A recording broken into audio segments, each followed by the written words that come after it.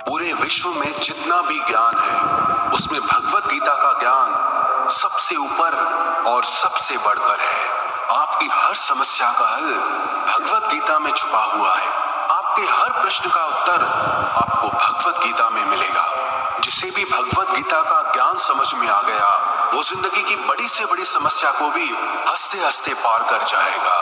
सारे वेद शास्त्रों का सार भगवत गीता के ज्ञान में समाया है। सर्वो उपनिषदो गावो दुग्धा गोपाल नंदन पार्थो वत्स सुधीर भोक्ता दुग्धम गीतामृतम महत। इस श्लोक का अर्थ है कि सारे उपनिषद गायों का रूप है। सर्वो उपनिषदो गावो दुग्धा गोपाल नंदन, उन उपनिषद रूपी गायों को दोहने वाले स्वयं गोपाल नंदन श्री कृष्ण हैं।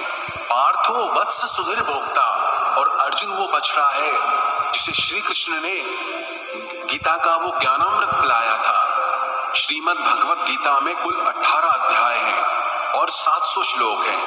आज हम उसी श्रीमद् भगवत गीता के 18 अध्यायों की 18 शिक्षाओं के बारे में चर्चा करेंगे। जो भी इन 18 शिक्षाओं को समझ लेगा उसे जिंदगी का सारा ज्ञान समझ में आ जाएगा, जिंदगी का सार समझ में आ जाएगा। श्रीमद् भगवत गीता की पहली शिक्षा यह है कि सच्चा इंसान झूठे इंसान से तब तक नहीं जीत सकता जब तक वो झूठ, अन्याय और गलत के खिलाफ खुद लड़ने के लिए खड़ा नहीं होता।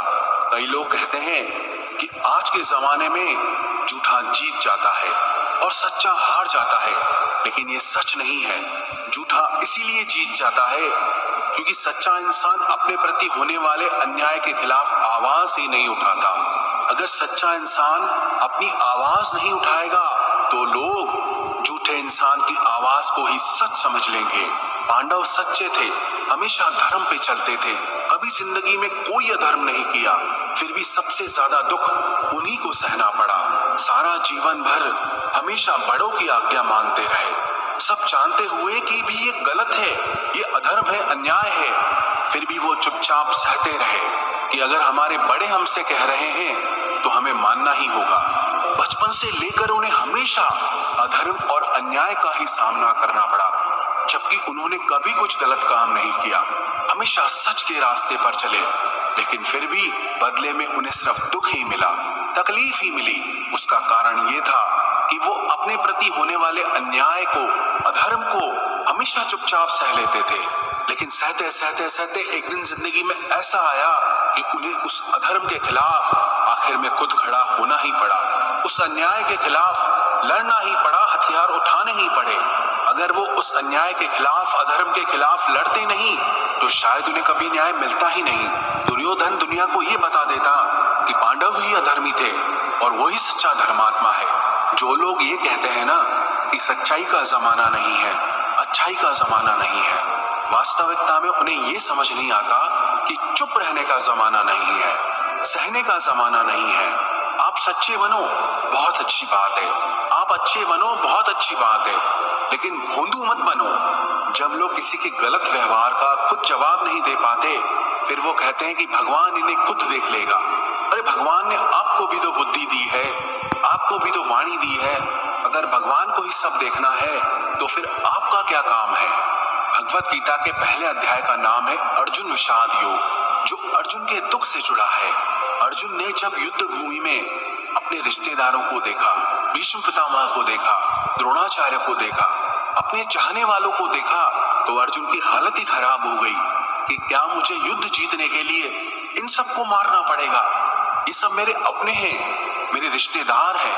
अर्जुन श्री कृष्ण से कहने लगा कि इन सब से लड़ने से तो अच्छा है कि मैं सब छोड़ छाड़ के जंगल में चला जाऊं, सन्यासी बन जाऊं। उसने साफ साफ कह दिया कि मैं युद्ध नहीं करूंगा। तब श्री कृष्ण ने श्रीमद् भगवत गीता का दिव्य उपदेश अर्जुन को दिया, जिसे सुनकर समझकर अर्जुन युद्ध के लिए तैयार हुआ। श्री कृष्ण ने अर्जुन को समझाया, अगर तुम अधर्म के खिलाफ नहीं लड़ोगे तो तुम भी अधर्मी कहलाओगे और दुर्योधन का ये अधर्म समाज में और बढ़ता रहेगा। पापी को ताकत तभी मिलती है जब पुण्य करने वाला उसे चुपचाप सह लेता है। वास्तविकता में ये महाभारत की कहानी हम सब की कहानी है। हमारी जिंदगी में भी बहुत तकलीफें आती रहती हैं, दुख आते रहते हैं, हमारे साथ कई बार बहुत कुछ गलत होता है, लेकिन अगर वो हम चुपचाप सह लेंगे तो लोग हमारे साथ और ज्यादा गलत करेंगे। चाहे कोई भी तकलीफ आ जाए, कोई भी दुख आ जाए, उसके खिलाफ लड़ना हमें खुद ही पड़ेगा। अगर दुख आपका है तो उस दुख को दूर करने के लिए लड़ना भी आपको होगा।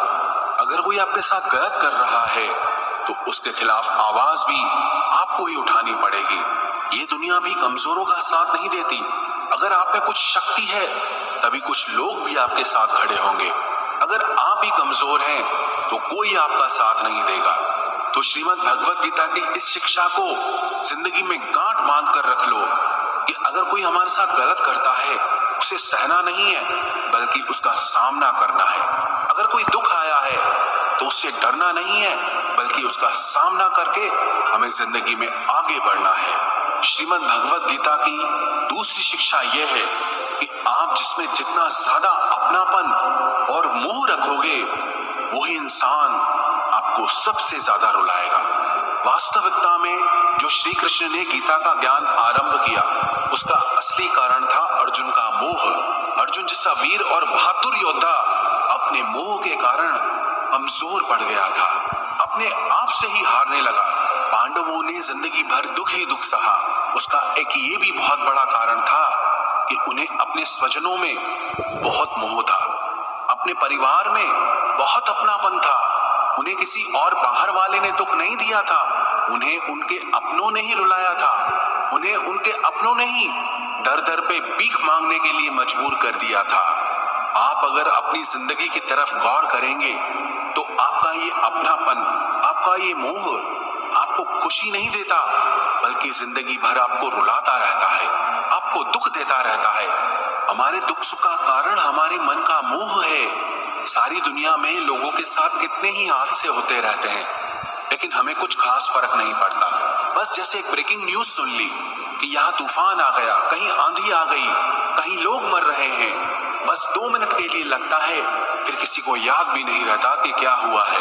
लेकिन जिसे हम अपना मानते हैं उसे जरा सी चोट आ जाए, अगर उसे कुछ हो जाए तो दिल को बहुत तकलीफ होती है। दुनिया के व्यवहार का हमें इतना दुख नहीं होता जो अपनों के गलत व्यवहार का हमें दुख होता है। दुनिया की बातों से इतनी चोट नहीं पहुंचती जितना अपनों की बातों से चोट पहुंचती है।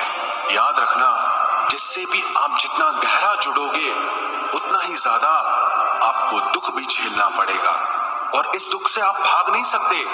अगर आप मोह जाल में फंसे हुए हो तो अक्सर आप उस इंसान को रोते हुए ही देखोगे जिसने किसी से बहुत ज्यादा मोह और अपनापन किया है।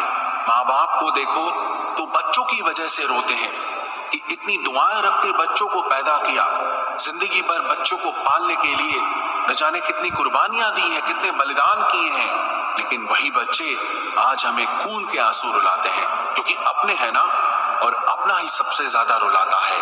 प्रेमी प्रेम की वजह से रोते हैं कि इतना प्रेम किया और बदले में मुझे छल मिला, इतना प्रेम किया और बदले में मुझे पीड़ा मिली है। आप अगर किसी से बहुत ज्यादा दिल लगा लोगे, बहुत ज्यादा अटैच हो जाओगे तो अंत में दुख तो आना ही आना है। सच तो यह है कि आप जिसे अपनी जिंदगी में सबसे ज्यादा स्पेशल बना देते हो, सबसे तेज थप्पड़ आपको वहीं से पड़ता है।